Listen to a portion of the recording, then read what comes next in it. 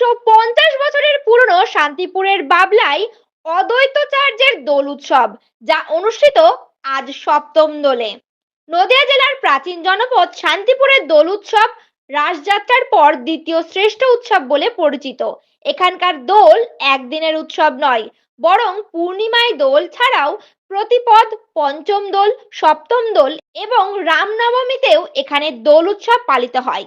শান্তিপুরের দোল মানে কিন্তু একদিনের উৎসব নয়, উৎসবের রেশ চলে সেই রামনবমী পর্যন্ত। প্রথম দোল উৎসবের পর সপ্তম দোল। তবে এটি কোনো রাধাকৃষ্ণ বিগ্রহের দোল নয়, এটি শ্রী অদ্বৈতাচার্যের দোল বলেও পরিচিত। বড় গোস্বামী বাড়িতেও শ্রী অদ্বৈতাচার্যের বিশেষ পূজার্চনা হয় এদিন। শান্তিপুরের বাবলা অঞ্চলে শ্রী শ্রী অদ্বৈতাচার্যের সাধনপীঠ অদ্বৈত পাঠে বসে বিরাট সপ্তম দোল বা বাবলার দোলের মেলা। এই উপলক্ষে হয় সীতানাথের দোল। সকাল থেকে সন্ধ্যে পর্যন্ত চলে মেলা। দূর দূরান্ত থেকে হয় ভক্ত সমাগম। নদিয়া থেকে মলয় দে, এইচপিআই নিউজ। দাদা, আজকে যেটা ঐতিহ্যমণ্ডিত শান্তিপুরের বাবলার দোল এবং সেখানে আপনি উপস্থিত রয়েছেন, আপনাদেরই এই যে মন্দির, সেখানে মহা সাড়ম্বরে অনুষ্ঠিত হচ্ছে বাবলার দোল। আজকের দিনের তাৎপর্য কি? কেন আজকের দিনকে বাবলার দোল বলা হয়? মহারাজা কৃষ্ণচন্দ্রের রাজবাড়িতে 12 দোলের মেলা হয়, আপনারা জানেন।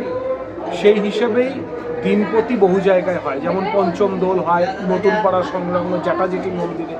তারপরে আমাদের এখানে সপ্তম দোল উৎসব, বাবলার দোল, প্রভু অদ্বৈত প্রভুর দোল উৎসব এখানে মহাসড়ম্বরে পালন করা হয়। আজকে সেই তিথি অনুসারে উৎসব পালিত হচ্ছে। প্রচুর মানুষ আসে, গ্রাম্য মেলা হয় এখানে। এটাই এই রেওয়াজ, বহু বছর ধরে, বহু যুগ ধরে, শুধু বছর না, এই মেলা চলে আসছে। শান্তিপুরের কাশ্যপপাড়া অঞ্চল থেকে আজকে এই শান্তিপুর বাবলা অঞ্চল অবধি এই মেলা চলছে। এরপরে নবম দোল আছে কীর্তিবাসে, যেটা দিয়ে শান্তিপুরের দোল উৎসবের সমাপ্তি করবে। মূলত আজকের দিনটাকেই কেন এই বাবলার দোল বলা হয়? কোনো কি ঐশ্বরিক কোনো নিয়ম? আমি বললাম প্রথমেই আপনাকে যে 12 দোলের মেলা হয় কৃষ্ণনগর রাজবাড়িতে। সেই অনুসারে রাজার আদেশে এরকম শান্তিপুরের বহু জায়গায়, যেমন পঞ্চম দোলটা হয়েছে নতুন পাড়া সংলগ্ন জ্যাঠাজেঠির মন্দিরে। তারপরে সপ্তমী তিথিতে সপ্তম দোল।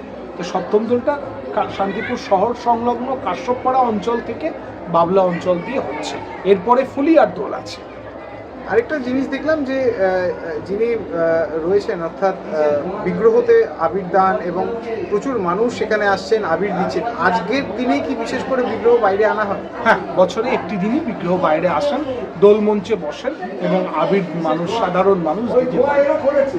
এবং আজকের দিনে এই যে সাধারণ মানুষ আসছে, তাদের প্রসাদ কিংবা পুজোর কোনো নিয়ম কিছু রয়েছে? না, পুজো তো তারা নিজেরা এসে ভগবানকে দিতেই পারেন, আবির দিতে পারেন, প্রসাদের ব্যবস্থাও থাকে।